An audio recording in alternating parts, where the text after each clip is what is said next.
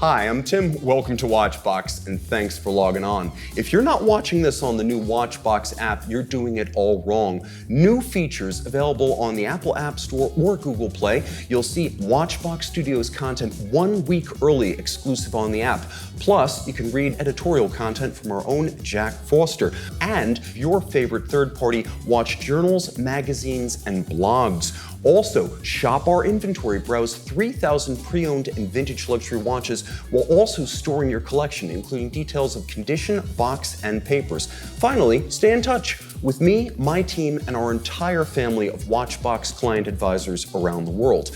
I'm Tim, and I'll see you on the app.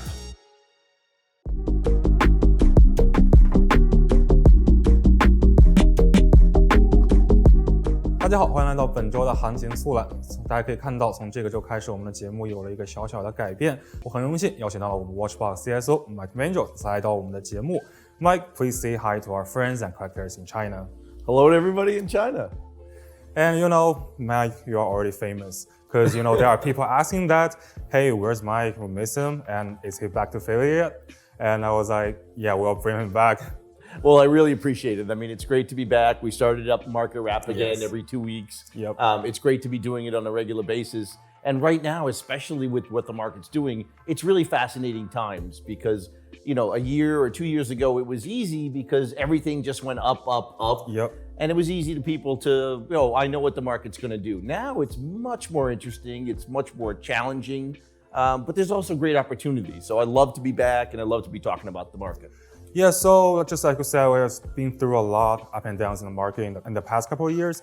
And could you please talk about what's happening right now in these past couple weeks, maybe in the past month? Is there any brands doing well, and is there any that are not?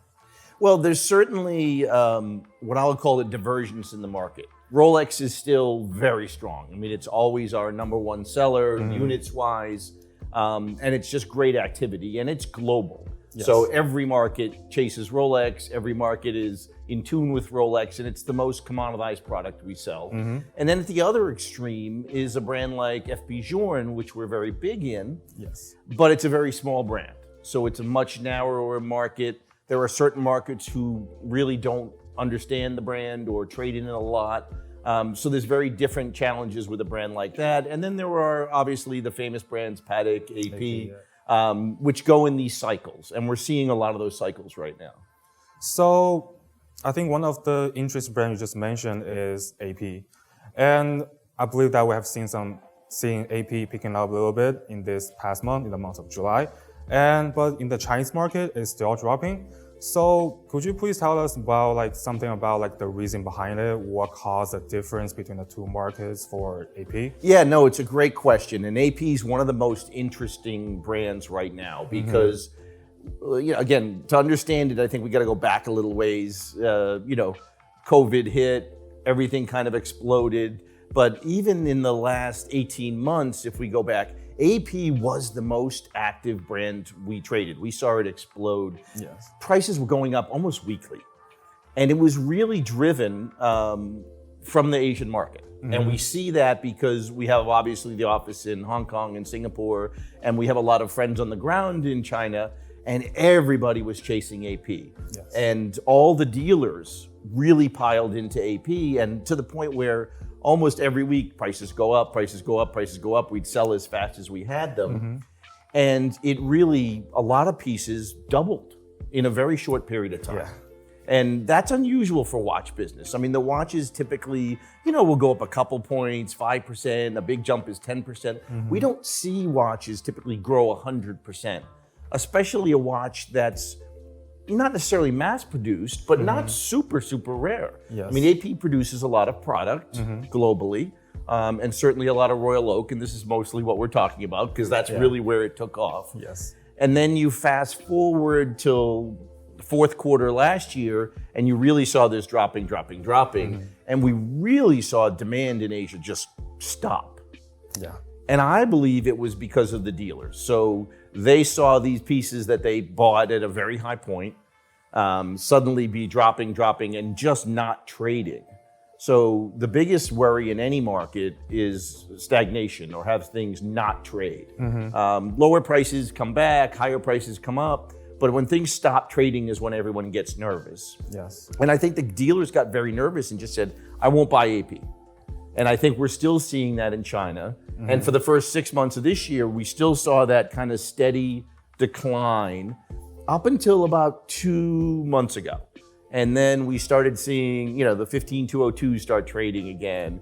And the very classic 5402s seem to find a market now, considerably less than where they peaked.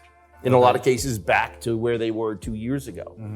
So we kind of had this huge run up. Now, what some would call a crash. It was a slow crash because a lot of people weren't trading them. But once they wanted to trade them, the liquidity had gone out of the market. So I think that's what we're seeing. Now, in the States, in the last 6 weeks, July will be our biggest month of the year in AP, which is very unusual. Summertime is usually quiet here. So it's telling me that I think we've found the level of pricing. I'm not saying that prices are going to go up anytime soon. I don't think they will. I think we'll probably stay stagnant for the next 12 to 18 months. But long term, and again, the rare pieces will always do well. Yes. AP is still a great brand. I mean, the quality you can't argue with. Everybody knows when you're wearing an AP, you can see it across the room. Yeah. It's just a great brand. It just got, I think, a little too inflated and then came back, and now it's going to take some time for the market to absorb it. Okay. So, I think one thing about AP is that, there's no doubt that they are one of the most successful brands in the world, and Rolex is definitely one of the most iconic designs in the industry. But, at the same time, it's also the most controversial brand. And there are many— One of them, yeah, for sure. Yeah, there are many complaints about, the allocation of watches. For example, like for someone, they can get watches within a couple of weeks and without any purchasing history. But for other people, they have to build their records and then spend a fairly longer time to get that offer. So what do you think? What do you think about that? Well, again, AP has been one of the most interesting brands because they also made the most dramatic change to the distribution network. So 5 years ago, they were common to have dealers in each market, and they would represent the brand, and they would sell the great pieces and sell the not so great pieces that didn't trade very quickly, and they would get absorbed into the market. And about 3 or 4 years ago now, they brought almost everything in-house. So now you have to go to AP House or a regular boutique, and now you're dealing directly with the brand. So there are advantages to dealing directly with the brand, and there are disadvantages. You might have had a relationship with a retailer where you bought Patek and Rolex and other things, and then AP was easy to absorb because you were a known customer. Now you walk in and they really are putting you through almost an interview process. They want to know who you are, what your family is, what you have in your collection, and then we'll get back to you. And sometimes they're never going to get back to you. And then sometimes, like you're saying, we're seeing customers who fit the profile that they want or like or feel fits in, getting a call quickly. And then sometimes even getting multiple pieces. Which is so, and it varies greatly by market. So what's happening in New York and Geneva are very different than I'm sure what's happening in Asia. So it's evolving. It's interesting. I think it's going to be a challenge for them because, again, they produce a lot of watches, handling all the distribution, and not every watch is successful that AP makes. The codes are still controversial. There are certain references that have not done great, but the boutique doesn't have the ability to handle that as easily as the old retailers did. So I think eventually maybe they go back to having some big independent retailers, like a brand like Patek is all about their retailers and Rolex, but AP has definitely gone their own way, and it's an interesting experiment, and it comes with positive and negative. Yeah, that's right. And how about reselling? After getting a watch, AP is asking them to keep their watches and not resell it. Again, this is another one where they've been very aggressive, and Journe also does this, but again, Journe is very different because they're making 900 watches, not 60-something thousand. But I've had clients get reached out from AP that a watch they had 3 years bought. And I had one of my clients recently and got a call from the boutique questioning him why he sold it. And he's like, I just didn't wear it very much and I traded it for another watch, as many of our customers do. But they've really been, to me, a little too aggressive with that. I understand you don't want a client to walk in, buy the watch, and sell it tomorrow. None of us want that. It's not good for the industry. It's a flipper. It's a flipper. And flippers don't really help the business. Yes. But if you have a watch and it's a couple of years old and something new else comes, there's a limit to how much you might want to put into watches. There's a limit to how much your wife might look at you and say, you needed another watch. Say, but honey, I traded 2 in, I'm okay.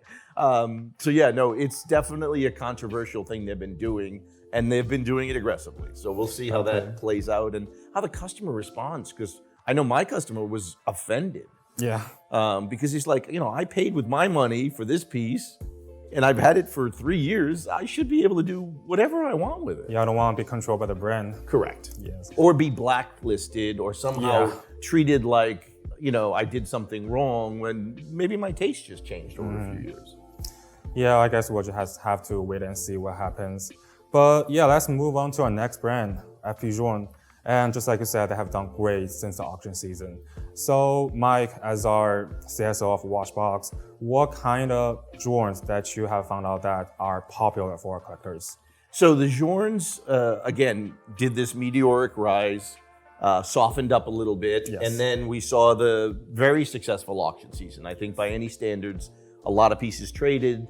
The higher end ones especially did very well. Some of the mid-tier did okay, but certainly by historical values, very strong. Yeah.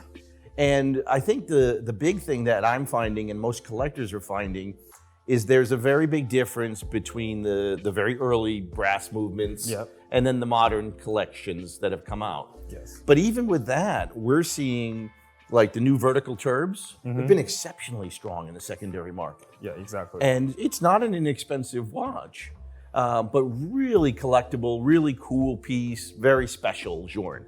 Yes. And his ability to create these new complications and the breadth of complications over the decades is amazing.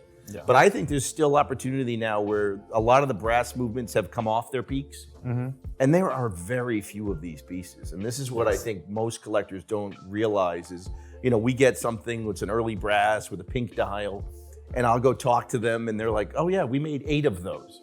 That's right. This is a really big world to have something that's only made of 8 by, arguably one of the best living watchmakers. He won't be doing it forever. I mean, there's going to be a stop at some point in the not too distant future. And I think then the brand really will explode, especially when people will discover the early pieces. So other than those early, the hottest ones, the most collectible ones, obviously every Journe has been trading well over retail these days. Yes. So are there any ones that you think still have the potential to grow, like the modern ones? Yeah, I like, I'm a big fan of black labels. Nice. And for people who don't know, you could only back in the day get a black label at an Espace or the boutique directly. Yes. And at that time, most Journes were actually discounted. So it was very different times 10, 15 years ago. They were not as easy to sell, especially when you were trying to sell them against or next to Patek. Yeah. So people had to be a little more aggressive. But the black labels were special, and you had to apply for it. It was very early on. And there's not many of them out there, and I think they're spectacular. And I don't think the premium is where it should be. So I like anything that's the black labels.